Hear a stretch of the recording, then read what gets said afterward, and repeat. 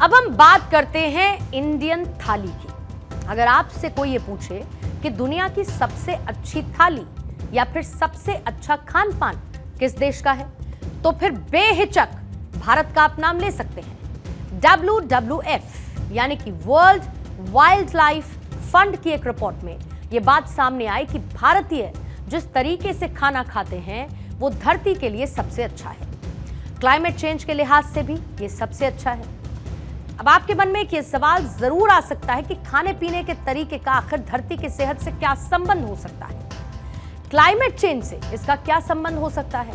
तो फिर इसका जवाब छिपा है इसमें कि आप खा पी क्या रहे हैं, उसे तैयार कैसे किया जा रहा है। खाना तैयार करने में ग्रीन हाउस गैसेस का उत्सर्जन कितना होता है, इससे यह तय होता है कि धरती की सेहत के लिहाज से वो ठीक है या फिर नहीं है।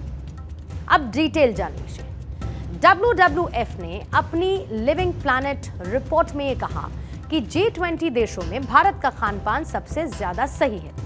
अगर 2050 तक 2050 तक दुनिया के सभी देश भारत के खाने के तरीके को अपना लें तो फिर पर्यावरण को सबसे कम नुकसान होगा। और इसी रिपोर्ट के मुताबिक अर्जेंटीना, ऑस्ट्रेलिया, अमेरिका का खान पान कुदरत की सेहत के लिए सबसे ज्यादा घातक खराब है। 2050 तक पूरी दुनिया का हर एक इंसान अगर मौजूदा बड़ी अर्थव्यवस्थाओं वाले देशों के खान पान को अपना ले तो खाने से होने वाले ग्रीन हाउस गैस उत्सर्जन की वजह से जो दुनिया का तापमान 1.5 डिग्री सेल्सियस से 263% ज्यादा बढ़ जाएगा। और इतना ही नहीं, हमें अपनी जरूरतें पूरी करने के लिए एक पृथ्वी की जगह 7 पृथ्वियों की जरूरत होगी, ऐसा इस रिपोर्ट में मेंशन किया गया है।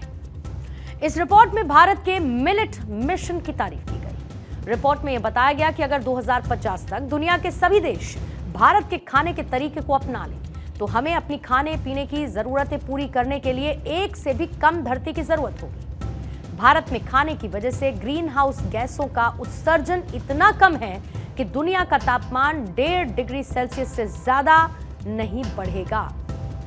रिपोर्ट यह भी सजेस्ट करती है कि अर्जेंटीना के खान पान को अपनाने पर दुनिया को सबसे ज्यादा 7.4 धरती की यानी कि अर्थ की जरूरत होगी। इसका मतलब यह है कि सही खान पान के मामले में अर्जेंटीना सबसे पीछे है।